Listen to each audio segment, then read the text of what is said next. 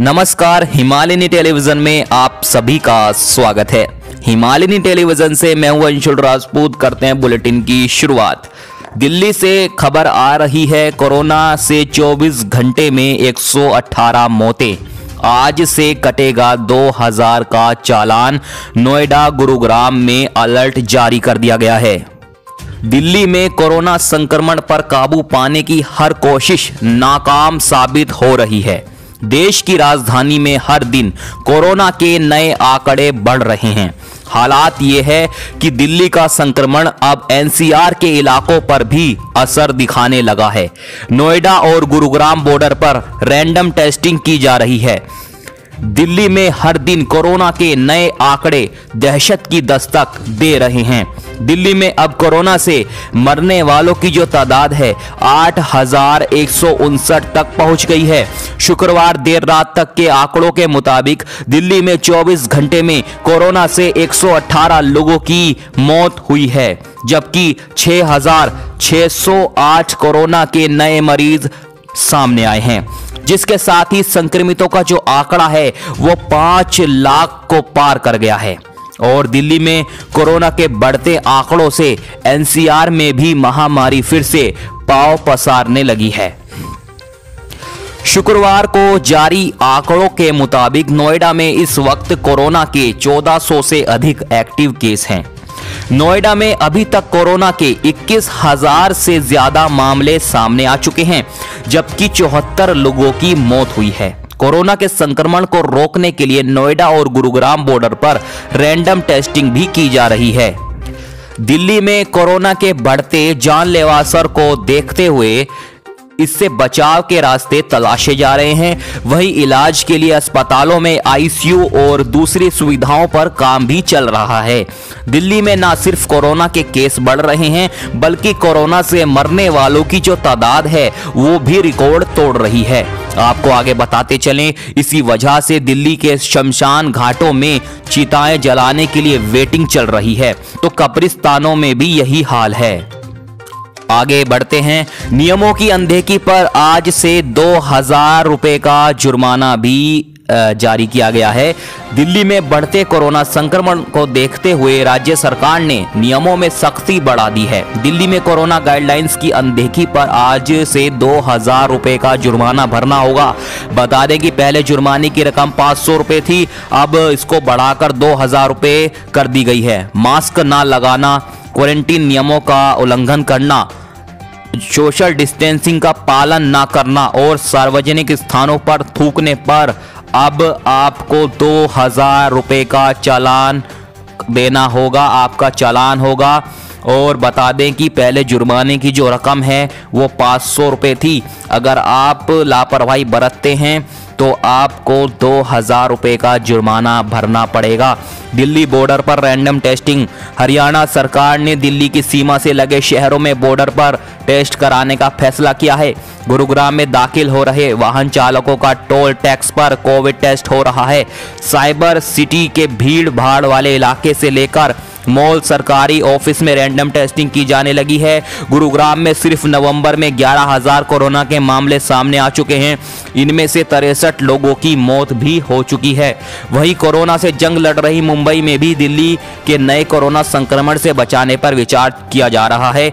इसके लिए महाराष्ट्र सरकार मुंबई से दिल्ली के बीच ट्रेन और हवाई सेवाओं को रोकने की तैयारी भी कर रही है। मुंबई में बीएमसी ने दिसंबर तक स्कूल बंद रखने का फैसला भी किया है। चलिए बढ़ते हैं अगली खबर की तरफ। दिल्ली की हवा बहुत खराब, क्या शीतलहर से एयर क्वालिटी में होगा सुधार? जी हाँ, दिल्ली की हवा बेहद खराब हो रही है।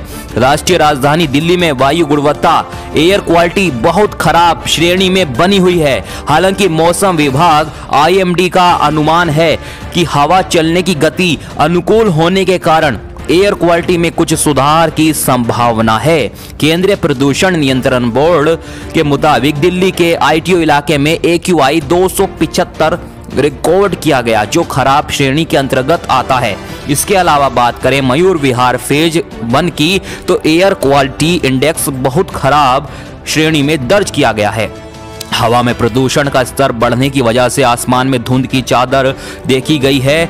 आगे आपको बताते चलें कि 0 से 50 के बीच वायु गुणवत्ता को बेहतर माना जाता है, 51 से 100 के बीच संतोषजनक माना जाता है, 101 से 200 के बीच मध्यम माना जाता है और 201 से 300 के बीच खराब श्रेणी में आता है, 301 से 400 के बीच बहुत खराब और 401 से 500 के बीच गंभीर श्रेणी में माना जाता है वायु गुणवत्ता को। मौसम विभाग के अनुसार दिल्ली में हवा की दिशा शनिवार को उत्तम पश्चिमी और इसकी अधिकतम गति 15 किलोमीटर प्रति घंटा हो सकती है। शीतलहर एवं हवा की रफ्तार के चलते प्रदूषण के स्तर में कुछ सुधार हो सकता है। मौसम पूर्वानुमान एजेंसी सफर का कहना है कि तेज हवा चलने से अगले 2 दिन में वायु गुणवत्ता में सुधार होने का अनुमान है। खबर आ रही है लखनऊ से। लखनऊ सपा एमएलसी के फ्लैट में युवक की हत्या, बर्थडे पार्टी में चली गोली। जी हां, आपने बिल्कुल सही सुना। उत्तर प्रदेश की राजधानी लखनऊ से खबर आ रही है। उत्तर प्रदेश की राजधानी लखनऊ में सपा नेता के फ्लैट पर युवक की गोली मारकर हत्या कर दी गई है। इस घटना के बारे में शनिवार सुबह पता चला। सपा एमएलसी अमित यादव के फ्लैट में हत्या का मामला सामने आया है। फ्लैट में राकेश नाम के युवक की गोली मारकर हत्या कर दी गई है। हजरतगंज के ला प्लास अपार्टमेंट में शुक्रवार देर रात की वारदात बताई जा रही है। बर्थडे पार्टी के दौरान फ्लैट में गोली चली थी। बहरहाल हत्या के पीछे की वजह के बारे में पता नहीं लगाया गया है, अभी पता नहीं चल पाया है। पुलिस मामले की जांच कर रही है। अमित यादव शाहजहांपुर से सपा एमएलसी हैं। बताया यह भी जा रहा है कि गोली लगने के बाद युवक को फौरन अस्पताल ले जाया गया, लेकिन डॉक्टरों ने उसे मृत घोषित कर दिया। इस घटना से तनाव का माहौल है। मामले की जांच के लिए पुलिस के बड़े अधिकारी भी मौके पर पहुंच गए हैं। फिलहाल लखनऊ पुलिस ने युवक के शव को कब्जे में लेकर पोस्टमार्टम के लिए उसको भेज दिया है। पुलिस मामले में तमाम एंगल से जांच कर रही है। मसलन घटना के वक्त एमएलसी मौके पर मौजूद थे या नहीं, बर्थडे पार्टी में बंदूक कैसे पहुंच गई, किस वजह से ये फायरिंग हुई या किसी वजह से फायरिंग की गई, इसकी अभी पड़ताल की जा रही है।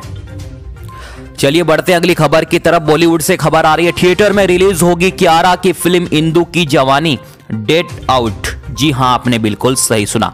बॉलीवुड एक्ट्रेस कियारा आडवाणी ने फिल्म इंडस्ट्री में कुछ समय के अंदर ही अपने पांव जमा लिए हैं। एक्ट्रेस कई हिट फिल्मों का हिस्सा रही हैं। हाल ही में अक्षय कुमार संग वे फिल्म लक्ष्मी में नजर आई। जब एक्ट्रेस की एक और फिल्म रिलीज होने की तैयारी में है। कियारा की फिल्म इंदु की जवानी अगले महीने यानी कि दिसंबर में रिलीज होने वाली है। इसे लेकर कियारा भी काफी एक्साइटेड नजर आ रही हैं, वो दिख रही हैं। कियारा आडवाणी की ये फिल्म 11 दिसंबर को रिलीज होने के लिए तैयार है। फिल्म को थिएटर में रिलीज किए जाने की संभावना है। कोरोना वायरस की वजह से पिछले कुछ समय में देखा गया है कि कई सारी बड़े बजट वाली फिल्में ऑनलाइन प्लेटफॉर्म्स पर रिलीज की गई, मगर अब धीरे धीरे फिल्मों को थिएटर पर भी रिलीज किया जा रहा है। कियारा इस फिल्म को लेकर काफी खुश हैं, एक्साइटेड दिखाई दे रही हैं। बता दें कि वो सोशल मीडिया पर भी फिल्म का प्रमोशंस शुरू कर चुकी हैं। इसके अलावा वो फिल्म जुग जुग जियो का भी हिस्सा हैं। वो इस फिल्म में वरुण धवन के अपोजिट नजर आएंगी।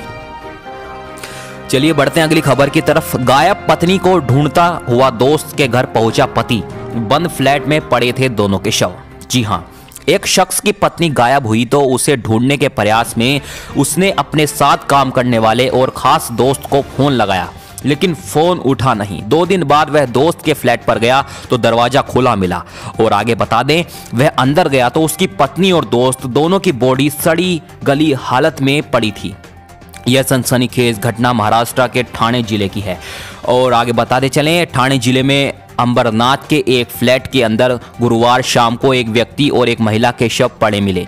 दोनों की बॉडी सड़ रही थी। महिला की पहचान 36 साल की जयंती शाह के रूप में हुई, जो 17 नवंबर से लापता हो गई थी। उसके बाद उसके पति अजीत ने शिवाजी नगर पुलिस स्टेशन में गुमशुदगी की रिपोर्ट दर्ज कराई। दूसरा जो शव है उसके साथ काम करने वाले 39 साल के संदीप सक्सेना का था, जो अंबरनाथ पूर्व में प्रसादम रेजिडेंसी में रहता था। आगे बता दें, सक्सेना ने अपने गले को काटने के लिए स्टोन ग्राइंडर कटर का इस्तेमाल किया था। प्रथम प्रथम दृश्य ऐसा लग रहा था कि संदीप ने पहले जयंती की हत्या की और बाद में खुद का भी गला काट लिया। आगे बताते चलें, पुलिस अधिकारियों ने बताया कि सक्सेना और अजीत अंबरनाथ में एक निजी फर्म में काम करते हैं। सक्सेना नियमित रूप से अजीत के घर आता था और उनकी पत्नी जयंती की उससे दोस्ती हो गई थी। पुलिस को दिए उस बयान में अजीत ने बताया कि जयंती और सक्सेना के बीच संबंध थे और उन्होंने इसका विरोध भी किया था और 17 नवंबर से जयंती लापता हो गई और सक्सेना ने अजीत द्वारा किए गए कॉल का जवाब भी नहीं दिया, जिसके बाद गुरुवार को अजीत ने सक्सेना के घर पर जांच की। जब दरवाजा खटखटाया गया तो वह खुला मिला। जयंती और सक्सेना दोनों को फ्लैट में मृत पाया गया। अभी फिलहाल खबरों में इतना ही, आगे भी खबरों का सिलसिला जारी रहेगा। बने रहिए आप हिमालयनी टेलीविजन के साथ।